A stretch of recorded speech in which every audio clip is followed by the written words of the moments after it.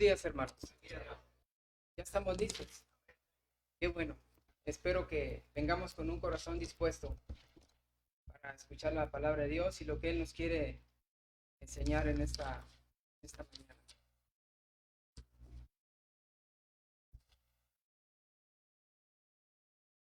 Voy a pedirles que abran Biblia allí en el segundo libro de los Reyes, segundo libro de los Reyes, capítulo 8.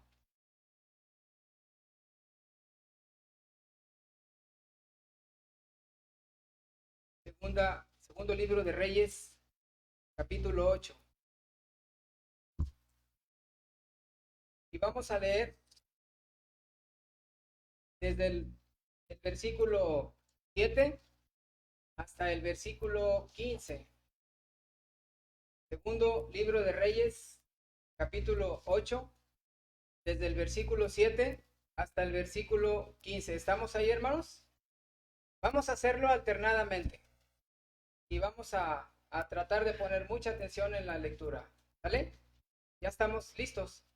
Bien, comienzo con el 7 y así ustedes en el 8 y en el 7, en el 15 se unen a mi hermano. Dice segundo libro de Reyes, capítulo 8, versículo 7.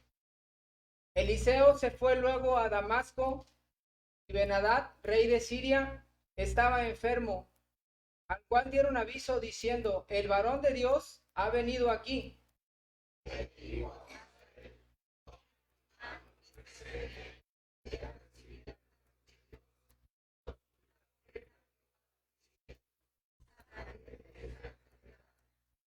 Tomó pues Hazael en su mano un presente de entre los bienes de Damasco, 40 camellos cargados, y se fue a su encuentro, y llegando se puso delante de él y dijo: tu hijo Ben-Hadad, rey de Siria, me ha enviado a ti diciendo: ¿sanaré de esta enfermedad?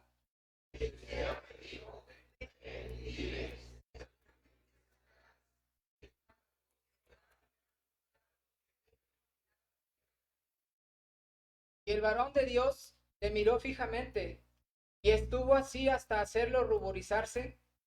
Luego lloró el varón de Dios.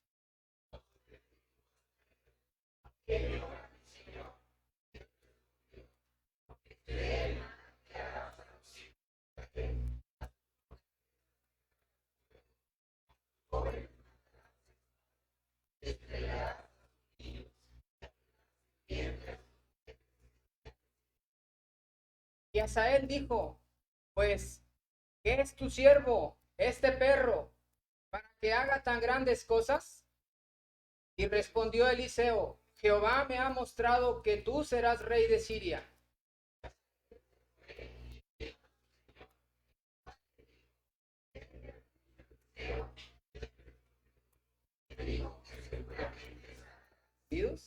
El día siguiente tomó un paño y lo metió en agua y lo puso sobre el rostro de Ben-Hadad y murió, y reinó Hazael en su lugar. Gracias, hermanos. Quiero que quiero pedirles un favor. El personaje central de esta historia se llama Hazael, así es que les quiero pedir que lo tomen muy en cuenta, ¿sí? Que no se les vaya a olvidar. Ahorita voy a mencionar algunos otros nombres, pero que no se nos olvide Hazael, ¿sale? Ahora, para entender esta porción, hermanos, voy a explicar un poquito el contexto histórico. La parte principal de esta porción es que el profeta Eliseo, si ustedes se fijan, unge como rey ¿a quién? A Hazael, ¿sí? Como rey de Siria a Hazael. El rey de Siria en este momento era Ben-Hadad. Ese era el rey de Siria, que tuvo muchos pleitos con Israel, ¿no? Pero en ese momento el rey de Siria era Ben-Hadad y Hazael era su general. Siria, hermanos, era una nación pagana, o es una nación pagana, voy a hablar en tiempo presente, ¿no? Como si estuviéramos ahí. Es una nación pagana que Dios va a usar para disciplinar a Israel. Dios tiene planes con Siria y la va a usar para disciplinar a Israel. ¿Por qué? porque Israel está alejada completamente de Dios en este momento. Están lejos del Señor. La dinastía de Acab y Jezabel están reinando. ¿Se acuerdan de Acab y de Jezabel? Esa mujer. La dinastía de ellos están en el poder y son tiempos oscuros espiritualmente y en todos los sentidos en Israel. La idolatría y el culto a Baal es lo que prevalece ahí en Israel. No existe Dios. No hay quien busque a Dios. Unos pocos, pero la mayoría están siendo dirigidos por el rey Acab y su esposa malvada y están adorando a Baal.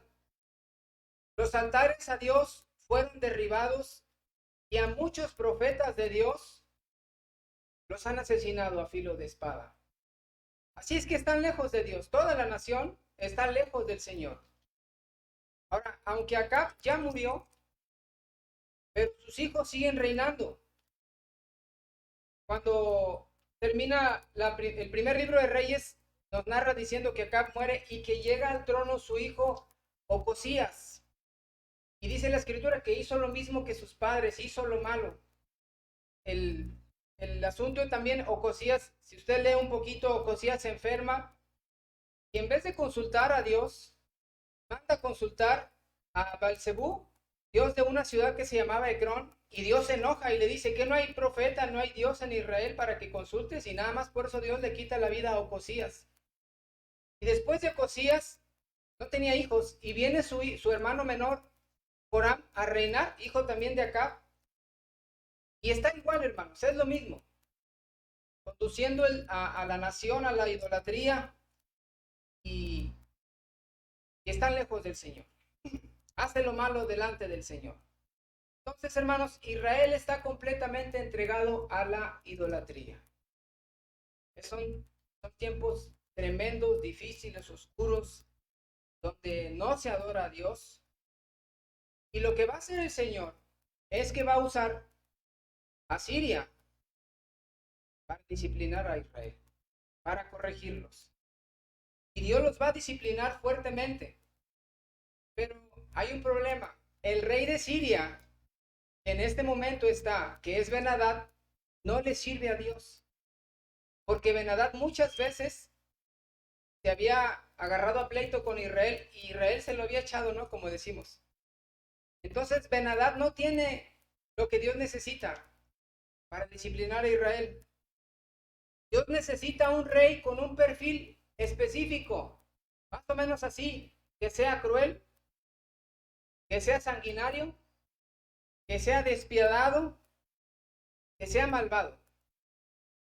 ¿Y quién creen ustedes que reúne ese perfil? Hazael. Hazael. Ese es el rey que Dios necesita para tratar con Israel. Ahora, hay algo muy interesante, hermanos, en la porción que leímos aquí, y espero que hayamos puesto atención, pero le voy a decir algo, y esto a veces nos puede pasar a nosotros, hermanos. Aunque Él no lo sabe, pero Dios sí lo sabe. Hasta Él reúne todas las características que se necesitan de un rey para darle, como decía mi papá, una tunda a Israel. Y hasta Él las tiene. Él reúne el perfil, pero Él no lo sabe. ¿Se acuerdan las características que dijimos hace un ratito? Malvado, todas esas, ¿no? Y Él las tiene, pero no lo sabe. Yo no sé hasta dónde sabemos qué tan capaces somos nosotros de hacer cosas malas, hermanos. Esto me enseña que Dios utiliza personas con el perfil adecuado para sus propósitos o planes. ¿Por qué no usar a Ben-Hadad? Porque Ben-Hadad no tiene esas características. Y Dios conoce los corazones de las personas. Y Dios conoce el corazón de Hazael. Y el Señor dice, yo voy a usar a Hazael.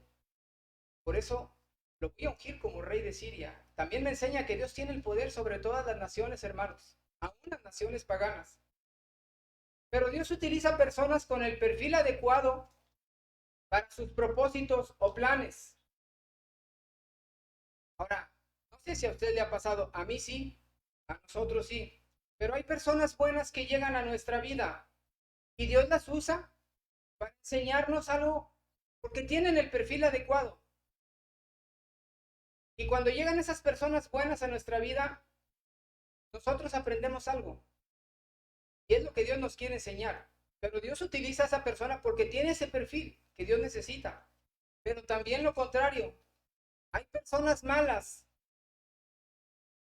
aunque no lo crea, hay personas malas que llegan a nuestra vida y aunque no es fácil y es doloroso y es difícil y el tiempo se hace eterno, pero Dios las usa para enseñarnos algo, ¿sí o no? ¿Por qué? Porque tienen el perfil adecuado.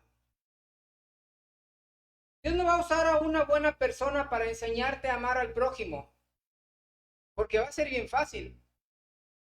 Dios va a usar a una mala persona que te esté haciendo la vida difícil para enseñarte a amar al prójimo. ¿No es así, hermanos? Dios no va a usar a una persona pudiente, a una persona con los medios económicos para enseñarte a ser generoso, porque no te va a costar trabajo, porque no le vas a tener que ofrecer nada. Dios va a usar a personas con mucha necesidad, a personas humildes económicamente hablando, para ayudarte a aprender a ser generoso. En este caso, Asael, cruel, Dios lo va a usar para corregir a Israel. Ahora, hay que tener cuidado, hermanos. Si Dios decide usarte, que no sea porque tienes el perfil de Asael, ¿verdad? Que no sea por eso. Ahora sí, regresemos ahí a la porción que leímos. Segunda de Reyes. Ahí estamos, capítulo 8. Vamos a analizar esta porción y vamos a ver cómo van sucediendo las cosas. El versículo 7 dice que Eliseo se fue luego a Damasco y nos enseña dos cosas. Eliseo llega a Damasco. Damasco era la capital de Siria. Y también ahí en ese versículo nos dice que el rey era Ben-Hadad, pero tenía un problema de salud, estaba enfermo. Y le avisan que llegó Eliseo. Dice, Eliseo se fue luego a Damasco y Ben-Hadad, rey de Siria, estaba enfermo, al cual dieron aviso diciendo, el varón de Dios ha venido aquí. Ahora, me llama mucho la atención porque si usted lee un poquito antes, el mismo Ben-Hadad, cuando Eliseo revelaba los planes que Ben-Hadad hacía en su recámara para atacar a Israel, el mismo Ben-Hadad lo manda a matar. Pero ahora cómo cambian las cosas, ¿no? Ahora lo va a buscar para preguntar a Dios por medio del profeta si va a vivir. Versículo 8 y 9 dice, y el rey dijo a Asael, a su general, toma en tu mano un presente y ve a recibir al varón de Dios y consulta por él a Jehová, diciendo, sanaré de esta enfermedad. Y dice el 9, tomó pues Asael en su mano un presente de entre los bienes de Damasco, 40 camellos cargados de oro y de plata, hermanos, y de bienes.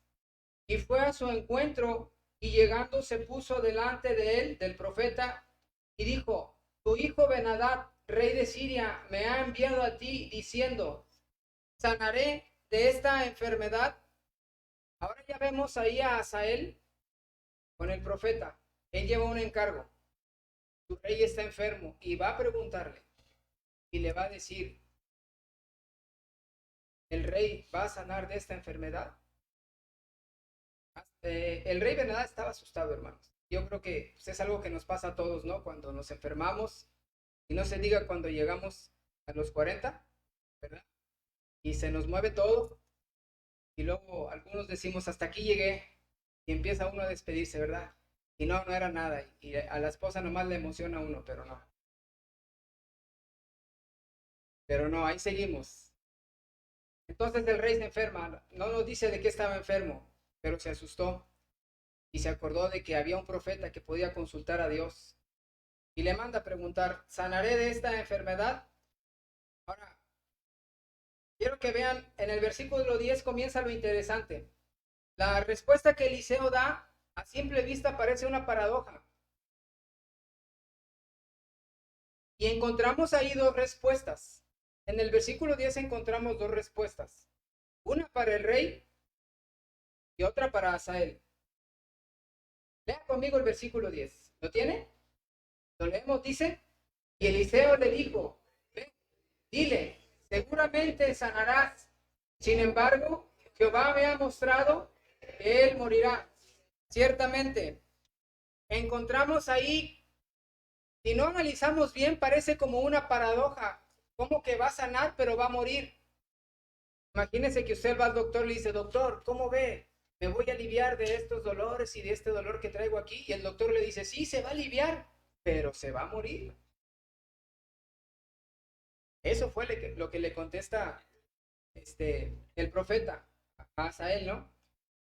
Pero ahora vamos a analizar bien el versículo. Y hay dos respuestas. Una es para el rey. Porque le dice, ve, vamos al versículo 10, ve, dile, seguramente sanarás. Y luego ahora se dirige hacia Hazael y le dice, sin embargo, Jehová me ha mostrado que él morirá ciertamente. Eliseo le revela dos cosas a Hazael. Que la enfermedad de su rey no es mortal y va a sanar.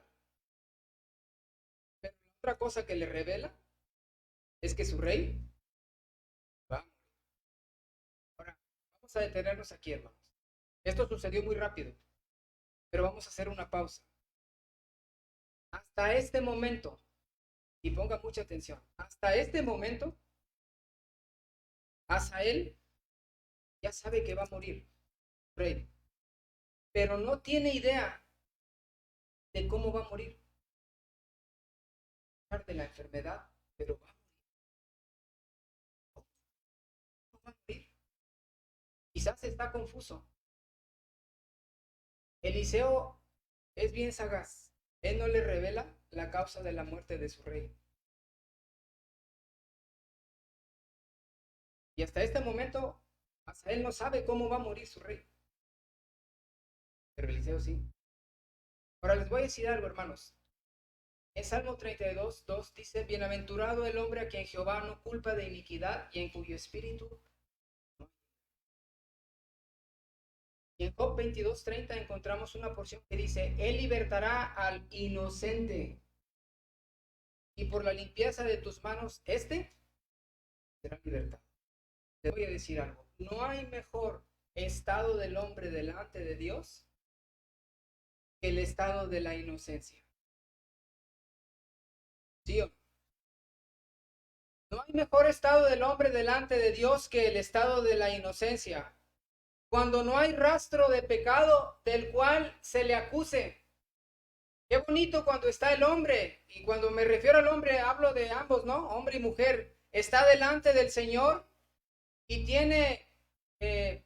puede mirar al Señor con la cabeza en alto porque no hay nada que se le acuse. Y está delante del Señor en un estado de inocencia, cuando está limpio y sin reproche, cuando la integridad y la honestidad están a la vista de Dios. Ese es el mejor estado del hombre delante del Señor, como cuando llega Natanael delante de Cristo y le dice, he aquí, o dice de él más bien, le dice a los demás, he aquí un verdadero israelita en el cual no hay engaño. Y cuando estamos delante de Dios, hermanos, en ese estado de inocencia, donde no hay pecado del cual se nos inculpe, es lo mejor que nos puede pasar, hermanos. Cuando aún no se ha dado el paso hacia el pecado y sigues con el estatus de inocente, ese es el mejor estado del hombre delante de Dios, como los niños con su inocencia. Por eso el Señor Jesucristo dijo, dejad los niños venir a mí y no se lo impidáis, porque de los tales es el reino de los cielos. Y luego después él dice, de cierto os digo que el que no es como un niño no podrá entrar en él. Porque los niños son inocentes, hermanos. Pueden decirte muchas cosas, se pueden reír de ti. Mis nietos a veces se ríen de mí, se ríen de mi cabello, se ríen de mi cara, se ríen y se agarran a carcajadas y yo me río con ellos, pero yo sé que su risa es inocente, que no hay maldad, que no hay dolo. Ellos lo que quieren es divertirse. Y cuando entre los niños de manera natural hay conflictos, de rato se vuelven a unir y se vuelven a hablar porque no hay prejuicios. Eso es la inocencia, es el mejor estado del hombre delante de Dios, hermanos. Pero en cambio, cuando un adulto habla algo, quizás ya puede estar plagado de dolo, de maldad, y ya no hay inocencia. Pero hermanos, el mejor estado del hombre delante de Dios es la inocencia. Ahora, ¿por qué hice una pausa? ¿Por qué les digo esto? Porque cuando Asael recibe la noticia de que su rey va a morir, Asael ya sabe que va a morir, pero no sabe cómo, ni tiene la menor idea. Y hasta este momento, hermanos, Asael es inocente delante de Dios. ¿Sí o no? Inocente de lo que aún no hace, porque no lo ha hecho. Ni siquiera sabe que lo va a hacer. Inocente del futuro que le espera y que si él quiere, escúcheme bien, y esto es el tema central del mensaje, inocente del futuro que le espera y que si él quiere, puede.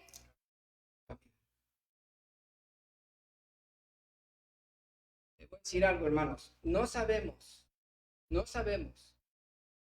las cosas malas que podemos hacer mañana, porque las vamos a hacer. Si alguien me dice, hermano, yo ya no voy a hacer cosas malas, entonces ya hizo una, ¿no? Está mintiendo. Pero vamos a hacer cosas malas, porque aún seguimos arrastrando la carne y nos sigue arrastrando hacia el pecado, queramos o no. Pero no sabemos las cosas malas que podemos hacer mañana, pero podemos cambiarlas. Así que en este momento, espero que me entiendan. Somos inocentes de las cosas malas que mañana podamos hacer. Inocentes de lo que aún no hacemos. Esto es lo que le pasó hasta este momento. Vamos a seguir ahí en la porción. Versículo 11, pasa algo. Eliseo visualiza el futuro y llora. Dice el versículo 11, y el varón de Dios le miró fijamente y estuvo así hasta hacerlo ruborizarse. Luego lloró el varón de Dios. La Biblia no nos dice cómo. No sabemos si Eliseo lo da por sentado porque sabe lo que le espera a Israel, o simplemente Dios, a través de manera divina, le reveló a Eliseo, así como en una pantalla, en su mente, no lo sé, todo lo que Asael iba a hacer en el futuro. ¿Sí? Y veamos ahí en el versículo 12, lo que Eliseo le revela a Asael, todo el mal que le va a hacer a Israel. Dice el versículo 12, entonces le dijo a Asael, ¿por qué llora mi señor? Y él respondió, porque sé el mal que harás a los hijos de Israel. A sus fortalezas pegarás fuego, a sus jóvenes matarás a espada y estrellarás a sus niños y abrirás el vientre a sus mujeres que estén encinta. Qué tremendo, hermanos. Imagínense que alguien le diga a usted, tú vas a hacer esto y esto y esto. Qué cosas tremendas iba a hacer Asael, hermanos. Yo analizo este versículo y digo, todo es malo, ¿no? Toda la lista que da Eliseo. Pero abrir a una mujer y sacarle el bebé, eso es sanguinario, hermanos. Agarrar a un niño pequeñito y agarrarlo de los pies, estrellarlo contra una roca, golpeando su cabeza, eso no es ni siquiera de animales. Yo creo que en el siguiente versículo Asael ofende a los perros. Pero cosas tremendas. ¿sí? Por eso llora el profeta, porque ve, si no a través de visión se imagina, pero yo quiero pensar que Dios se lo reveló en ese momento. Y llora, y le da dolor cómo va a sufrir su pueblo. Claro, por su pecado, ¿no? Pero todo lo que va a hacer Asael. Y ahí en el versículo 13 tenemos dos partes. La primera parte, Asael se ofende por toda la crueldad descrita por Eliseo. ¿Y sabe qué? No le cree. Dice el versículo 13. Y hasta él dijo, pues, ¿qué es tu siervo, este perro, para que haga tan grandes cosas? Hasta ahí. Esa es la primera parte del versículo. Hasta él se ofende, hermanos. Él no cree ni acepta ser el hombre cruel y despiadado que Eliseo está describiendo. ¿Es así? Dice, ¿qué crees que soy yo, un perro acaso? Para hacer tan grandes cosas, tan horribles. Y hacer dentro del yo ni loco las haría. Y hermanos, no tenemos idea de las cosas malas que podemos hacer y hasta yo creo que nos ofenderíamos si alguien nos dijera, tú vas a hacer esto y lo otro y aquello. Y eso es lo que le pasa a él, se ofende. Y no le cree. Hasta él no acepta ni cree ser el hombre cruel y despiadado que Eliseo está describiendo hasta este momento. Pero quiero que veamos la maldad humana. La maldad humana es tremenda, hermanos. ¿Cómo empieza a trabajar en él? En su mente y en su corazón. Por algo la activa. Algo la activa. La maldad humana. Es como cuando hay una estopa y le avientas una chispa. Y cuando está la estopa sola, no pasa nada. Si le echas gasolina a la estopa, no pasa nada. Pero si le avientas una chispa, ¿qué pasa? Se prende, ¿no? Miren cómo se activa y cómo empieza a trabajar la maldad humana en el corazón del hombre. Vámonos a la segunda parte del versículo 13. Eliseo le revela algo más. Versículo 13, la última línea. ¿Ya anda conmigo desde que dice Jehová? Dice, Jehová me ha mostrado que tú serás rey de Siria. Allí cambia todo. Allí cambia todo. Esa revelación cambia la mente y el corazón de Asael. Y de la inocencia pasa a la maquinación de la maldad humana. Así es el hombre. Una cosita que nos diga, cambia todo. Así de fácil. Ya empieza a trabajar la mente de Asael. Versículo 14. Dice, y Asael se fue y vino a su señor. Se va con el rey y le da la respuesta del profeta.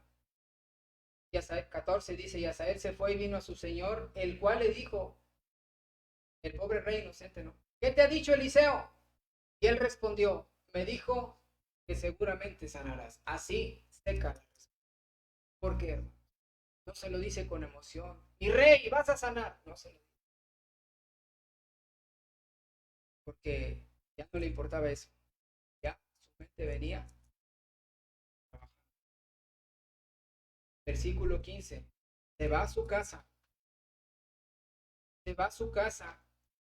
Y escúcheme, ahorita lo leemos. Se va a su casa. Y ya no es el mismo hombre que fue con el profeta. Ahora es otro, ambicioso, maquinador. Y mire qué curioso, lo que antes no sabía, ahora ya lo sabe. Nadie se lo dijo. Él solito lo descubrió. ¿Cómo va a morir su rey? Ella lo sabe, hermanos. Él mismo lo mata. Dice el 15. El día siguiente tomó un baño y lo metió en agua y lo puso sobre el rostro de Ben-Hadad y murió.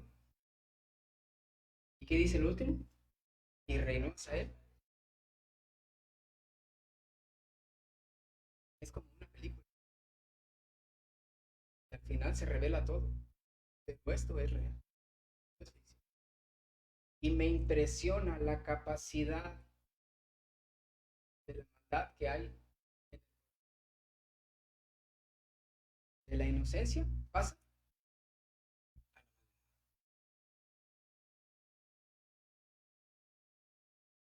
Hermanos, Asael, por sus características malvadas, y quiero aclarar esto, fue un hombre que Dios usó para tratar con Israel.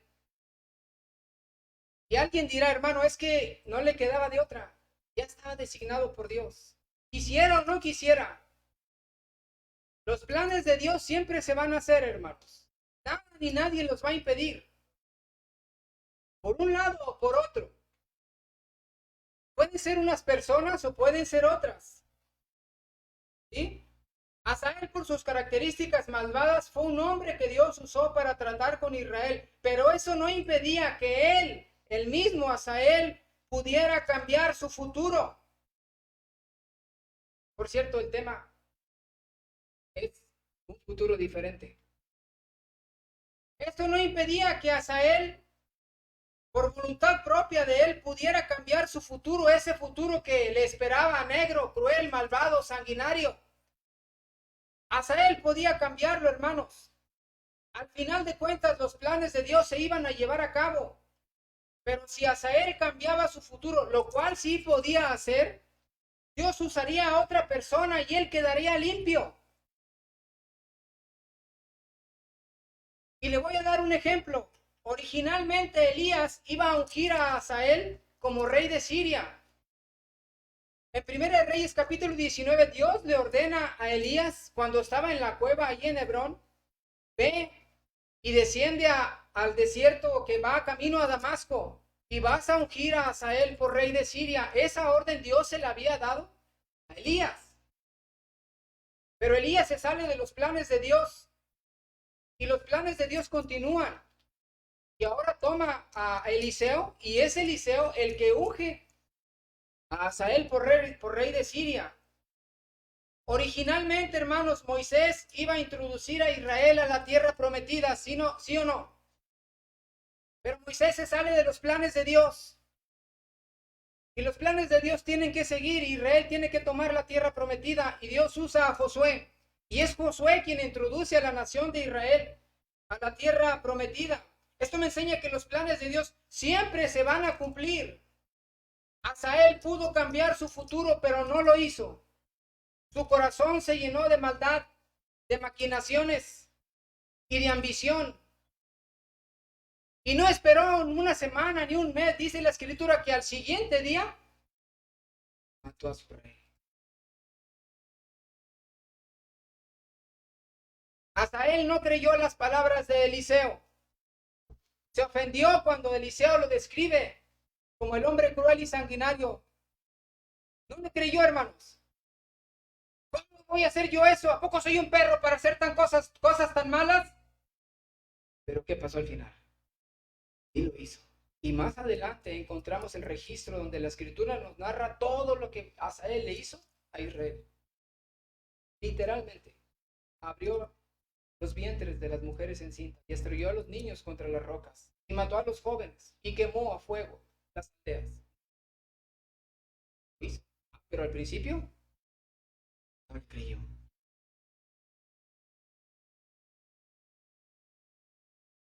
Pedro no le creyó al Señor Jesús que lo negaría. Cuando el Señor Jesús le dice, Simón, Simón, Satanás os ha pedido para zarandearos como a trigo, pero yo he rogado al Señor para que tu fe no falte. Y una vez confirmado, una vez vuelto, dice, confirma a tus hermanos.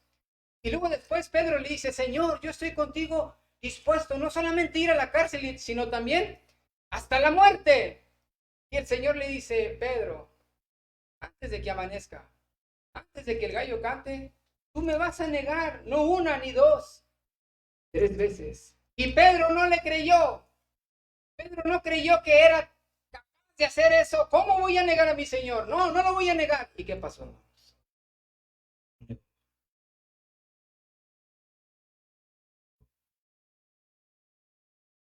Si a David, el profeta Natán, le hubiera dicho, David, en unos días vas a tomar la mujer ajena y vas a cometer adulterio, y no solo eso, al esposo lo vas a mandar a la guerra para que muera y va a morir, ¿sabe qué hubiera pasado?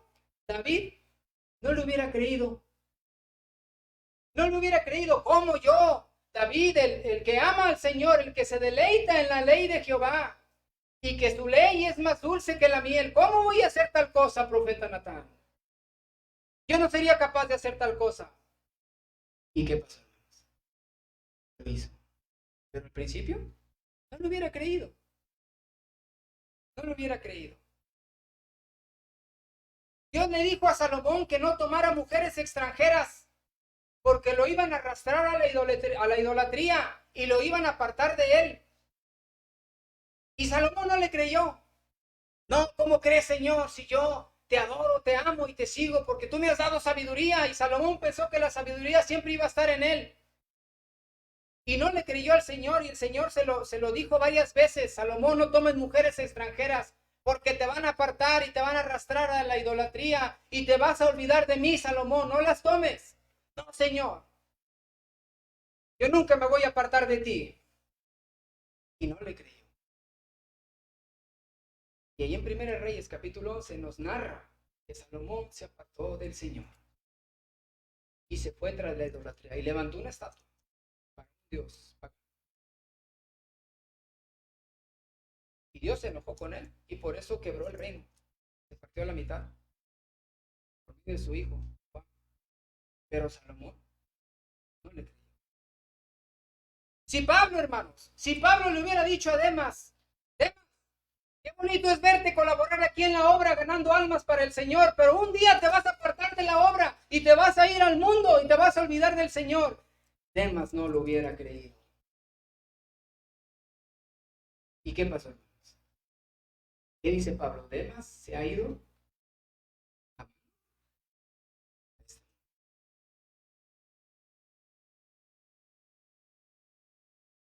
¿Cómo es el ser humano, no? ¿Cómo somos las personas? No creemos que somos tan malos. ¿Verdad, hermanos? No creemos que somos tan malos. Pero no tenemos ni idea aquí en nuestra mente de la capacidad que podemos hacer. Dice el Señor, somos hechura suya, creados en Cristo Jesús, para buenas obras, las cuales Dios preparó de antemano. ¿Para qué? Para que anduviésemos en ellas. Y lo mejor, hermanos, lo mejor es andar en las obras del Señor, que Él preparó. Pero hay obras malas, obras satánicas. Ya también tiene preparadas. Pablo las llama trampas, lazos, acciones. Vamos a 1 Timoteo capítulo 3. 1 Timoteo capítulo 3.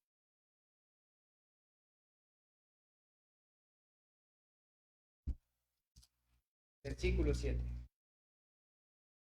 Hablando de los requisitos de lo visto. Llama la atención lo que menciona el apóstol Pablo al final. 1 Timoteo capítulo 3, versículo 7. ¿Tenemos, hermanos? Lo leemos a una sola voz. Versículo 7 dice: también es necesario que tenga buen testimonio de los de afuera, para que no caiga en descrédito y en lazo del diablo. El diablo nos está tendiendo lazos constantemente, trampas, para que caigamos y para que las hagamos, para que caigamos presos en ellas. Son obras malas, satánicas, terrenales, animales. Y ahí están delante de nosotros como minas terrestres, hermanos, que nada más está de pisarlas. Y tenemos que tener mucho cuidado. Vamos a 1 Tesalonicenses capítulo 3.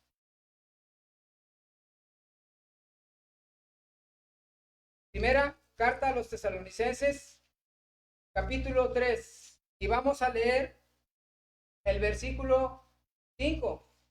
1 Tesalonicenses 3, 5. ¿Lo tenemos, hermanos? Está hablando el apóstol Pablo.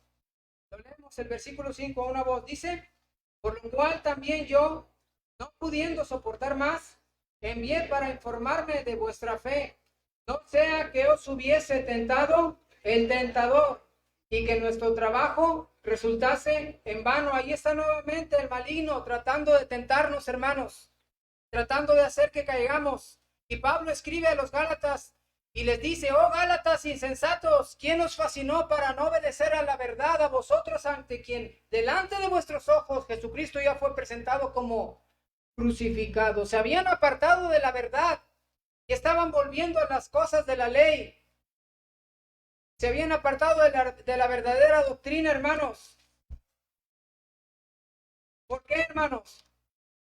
Porque no tenemos idea de las cosas malas que podemos hacer. David no hubiera creído las cosas malas que iba a hacer. Salomón no las hubiera creído. Asael no las creyó, hermanos. Él no creyó que era una persona tan mala. Y yo le voy a decir algo: si alguien nos dijera que un día nos va a importar poco esta iglesia y vamos a dejar de venir, ¿lo creeríamos, hermanos? ¿Lo creeríamos? No. ¿Cómo? Yo soy fiel a esta iglesia y nunca me voy a ir, nunca voy a abandonar la obra del Señor. Pero le voy a decir una cosa: muchas familias enteras se han ido.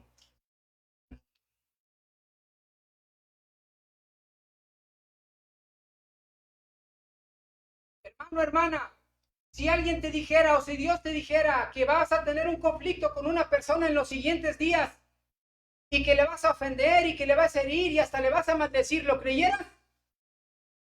¿Lo creyeras? Yo soy creyente, ¿cómo voy a decir? ¿Cómo voy a maldecir, hermano? Yo soy hijo del Señor. ¿Cómo voy a ofender a una persona? Yo soy incapaz. No lo voy a hacer, hermano. ¿Por qué dice eso? Pero ¿qué puede pasar? Que sí suceda, hermano. Tío, varón, ¿cuántos varones hay aquí? Casados. No te espantes. Ángel no quiere levantar la mano. Alma ya se la levantó a fuerza.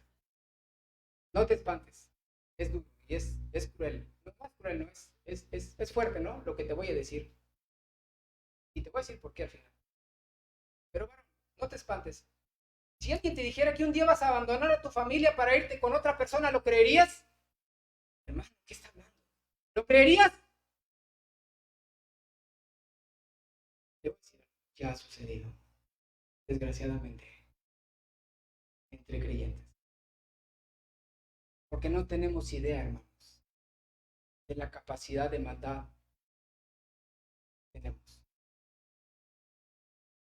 La capacidad del ser humano para hacer cosas malas es enorme, hermanos. Jóvenes, qué bonito se ven aquí.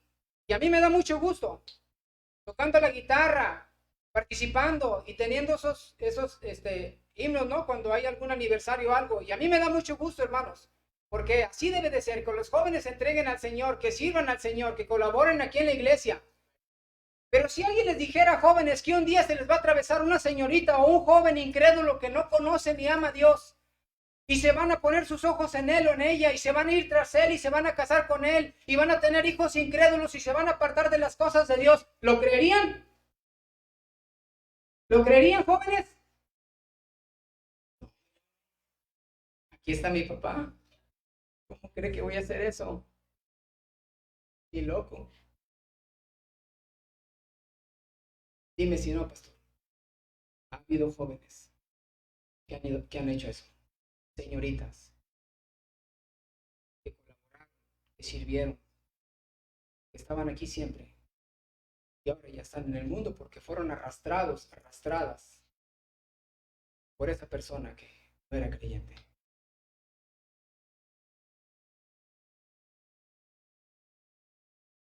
Hermanos, como hijos de Dios podemos hacer cosas buenas, porque sí podemos, porque el Espíritu Santo está en nosotros y nos ayuda.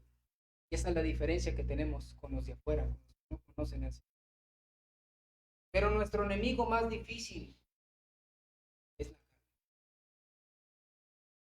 la carne. Por eso el Señor Jesucristo pone en primer lugar uno de los tres requisitos.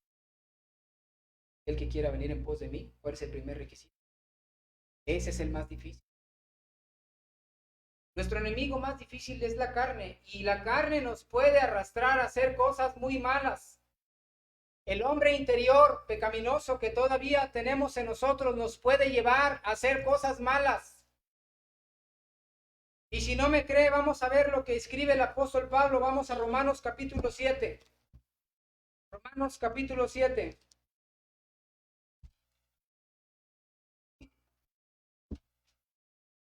Y vamos a leer desde el versículo 14 hasta el 24. Romanos 7, desde el 14 hasta el 24. ¿Lo tenemos, hermanos? Vamos a leerlo a una sola voz, ¿sale? A tratar de estar unidos en todos los versículos, a una sola voz. Comenzamos desde el 14. Dice, porque sabemos que la ley es espiritual, mas yo soy carnal, vendido al pecado, porque lo que hago no lo entiendo, pues no hago lo que quiero, sino lo que aborrezco, esto hago. Y si lo que no quiero, esto hago, apruebo que la ley es buena.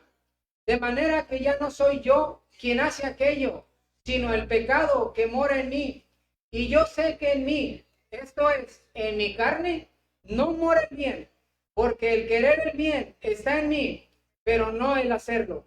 Porque no hago el bien que quiero, sino el mal que no quiero, eso hago. Y si hago lo que no quiero, ya no lo hago yo, sino el pecado que mora en mí.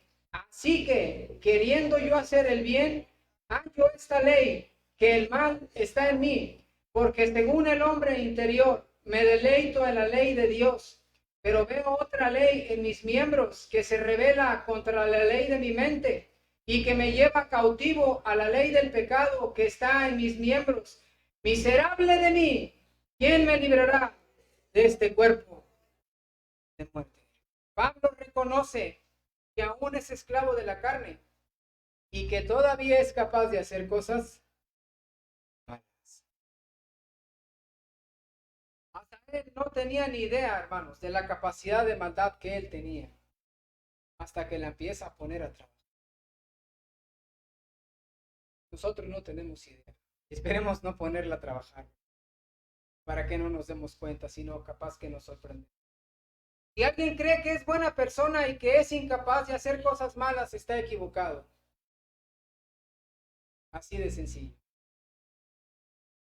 Podemos decir de alguien que es bueno, ¿no? En términos generales, pero no que es sin pecado. Así que si alguien cree que yo no hago cosas malas, yo soy incapaz, hermano, no somos mejores que los demás, hermano. Nunca te compares con alguien y digas, yo soy mejor que él. Porque entonces ya estamos mal, hermano. Dice la escritura, el que piensa estar firme, mire que no caiga. Aún podemos caer, hermanos. Y no sabes tú, no sabemos, me incluyo, cuántas cosas malas podemos hacer mañana. Siendo honestos, ¿sí o no? Sí y no, a veces ni mañana, ¿no? A veces ahorita en el coche alguien se nos atraviesa y se enciende el apellido y empezamos a decir y hablar, ¿no? No sabemos, hermanos, cuántas cosas malas podemos hacer mañana. Pero hoy en este momento somos inocentes de esas cosas. Porque aún no las hacemos. Así que pidámosle al Señor que nos ayude a cambiar ese futuro malo que quizás nos espera mañana o en otra semana, no lo sé, o en un rato más. Porque va a venir, hermanos, va a venir.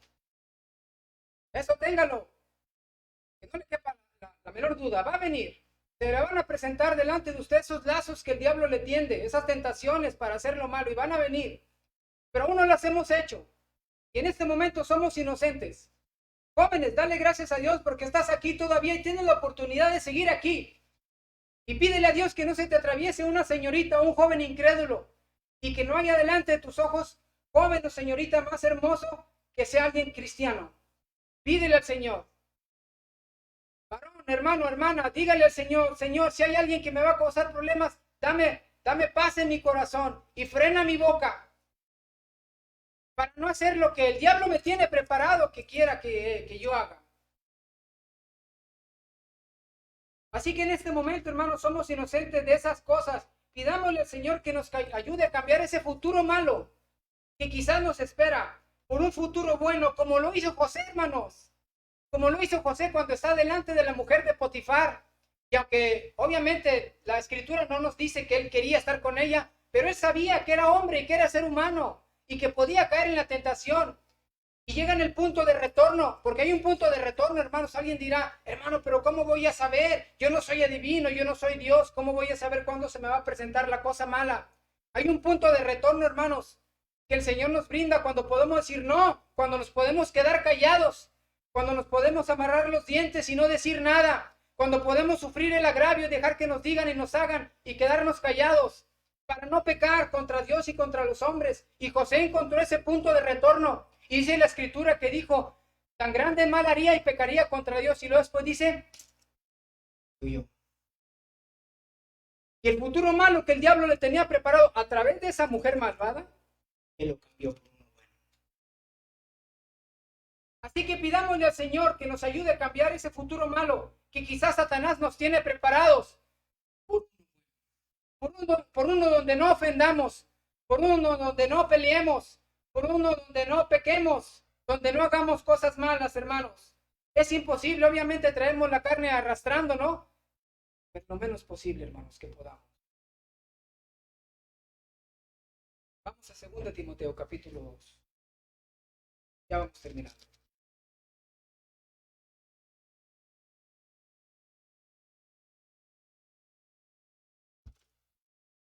Segunda Timoteo, capítulo 2.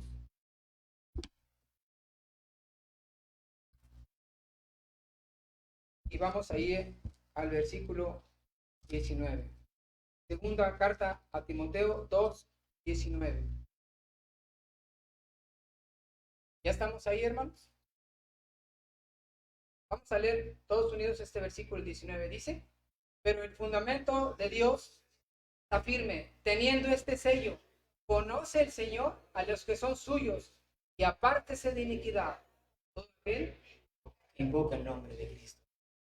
Busquemos la santidad, hermano, y pidámosle a Dios que nos ayude a detectar las cosas malas que podamos hacer. Segunda de Pedro, capítulo 1. Segunda carta de Pedro, capítulo 1. El apóstol Pedro está hablando de ciertas cosas que podemos practicar, como el conocimiento, el dominio propio, la paciencia, pedírselas al Señor. Y cuando hacemos estas cosas, vamos a leer lo que dice que hagamos a partir del versículo 8 al 10. Segunda de Pedro 1, del 8 al 10. ¿Ya estamos ahí, hermanos? Leemos estos 3 versículos unidos. Dice el 8. Porque si estas cosas están en vosotros y abundan, no os dejarán estar ociosos ni sin fruto en cuanto al conocimiento de nuestro Señor Jesucristo. Pero el que no tiene estas cosas tiene la vista muy corta, es ciego, habiendo olvidado la purificación de sus antiguos pecados. Por lo cual, hermanos, tanto más procurad hacer firme vuestra vocación y elección, porque haciendo estas cosas no caeréis jamás. Tratemos de hacer cosas que le agradan al Señor. Y aquí está la lista. ¿Estamos conscientes que el día de mañana vamos a hacer cosas malas?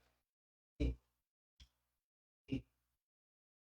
Oye feo, pero es verdad.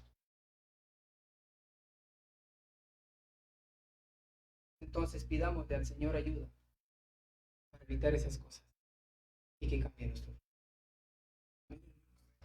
Vamos.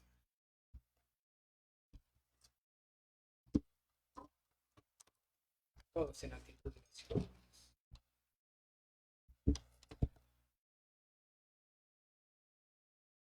Señor bendito que estás en el cielo. Te damos muchas, muchas gracias porque tú nos enseñas. Te damos la honra y la gloria porque la tenemos. Porque es nuestra guía, nuestra luz, es nuestra lámpara. Te damos gracias por este mensaje que tú nos has dado en esta mañana. y que nos has enseñado muchas cosas. Entre ellas, Señor, a tener el día de mañana un futuro mucho mejor, un futuro que te agrade, un futuro que te sirva, un futuro que te complazca, Señor, un futuro que sea obediente a tus manos, un futuro que nos aleje de las cosas malas, que seamos mejores hijos. Sabemos que vienen cosas malas a nuestra vida. Sabemos que el tentador no descansa, que nos está tendiendo trampas cada día. Y añadido a eso también nuestra carne, Señor, que aún seguimos arrastrando, nos lleva a cometer cosas de las cuales tú no te agradas. Cosas grandes, cosas pequeñas, pero al final de cuentas son malas. Y no queremos hacerlo, queremos evitarlas en todo lo que sea. Así que en esta mañana te pedimos que tú nos ayudes a evitar esas cosas. Yo pongo en tus benditas manos cada hermano, a cada hermana que está, a cada joven y a cada señorita, para que tú escuches su oración y les ayudes, y entre los cuales me incluyo, Señor, porque yo sé que también voy a hacer cosas, pero quiero cambiar ese futuro negro a un futuro de obediencia. Así como estamos, hermano, en oración, hemos escuchado este mensaje y nos hemos dado cuenta que no tenemos idea de la capacidad que tenemos.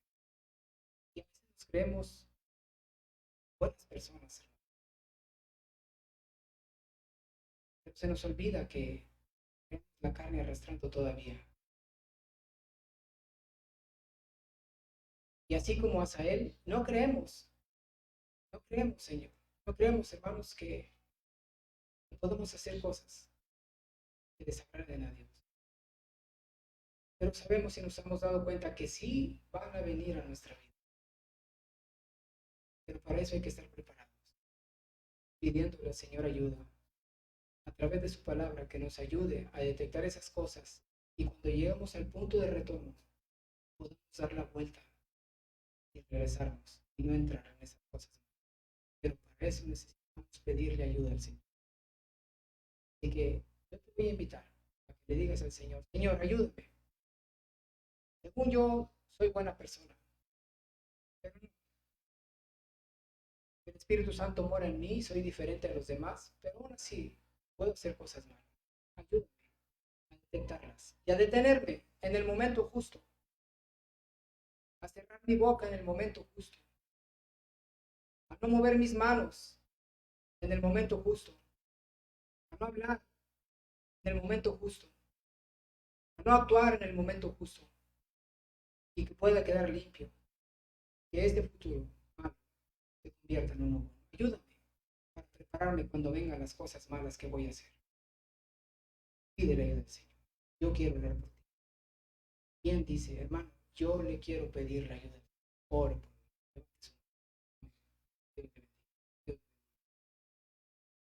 Dios le bendiga. Dios le bendiga. Hermanos, de veras, hermano. A veces hasta uno mismo se sorprende de lo que dice, de lo que habla. No es posible leer la palabra de Dios y ahora estoy haciendo estas cosas. Digámosle, Señor, digámosle, Señor, yo no quiero hacer esas cosas. Yo quiero hacer lo bueno delante de ti. Yo sé que es imposible porque aún sigo en este cuerpo pecaminoso, pero lo menos posible. Quiero orar por ti. ¿Alguien más quiere pedir al Señor? Amén. Dios te bendiga. Dios te bendiga. Dios te bendiga. Alguien más. Yo quiero orar. Entre los cuales me incluyo y les pido, hermanos, de todo corazón, que oren por mí, porque nosotros los que estamos aquí al frente corremos más peligro, hermano. Oren por nosotros. Alguien más. Dios te bendiga. Quiero insistir, Dios te bendiga. Gracias, Señor, porque sabemos que tu palabra no vuelve vacía. Ayúdanos a hacer lo bueno. Ayúdanos a tener ese carácter para poder renunciar al pecado. Ayúdanos a tomar la decisión de regresarnos antes de entrar en la tentación. Y siempre recordemos y apelemos a quienes somos, que somos hijos tuyos, con el Espíritu Santo que nos ayuda y nos da la fuerza y la fortaleza para poder vencer al pecado. Te pido por cada uno de mis hermanos y hermanas, jóvenes y señoritas que en esta mañana están orando delante de ti. Ayúdales a cada uno. Y dales fuerza y dales carácter, Señor, fuerte. Porque no nos has dado un espíritu de cobardía, sino de poder, de amor y de dominio propio. Que podamos dominar las tentaciones, Señor. Podamos vencer. Te damos gracias. Dándote el honra y la gloria. En nombre bendito de Jesús. Dios les bendiga.